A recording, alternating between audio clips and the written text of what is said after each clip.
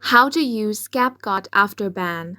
Hi guys, welcome to our channel. Let's begin. In this video, I will guide you on how you can use Capcut after ban. Now, if Capcut has been banned in your country and you're not able to use it, what you want to do is launch open Play Store on your Android device or App Store on your iPhone device. Now, tap on the search bar and here you want to search for VPN.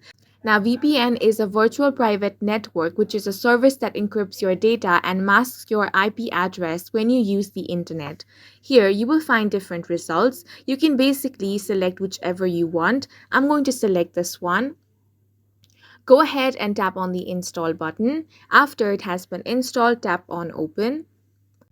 Once you have launched open the VPN app, you want to make sure that you select a country where Capcut has not been banned. For example, I'm going to select Spain here. Go ahead and tap on that.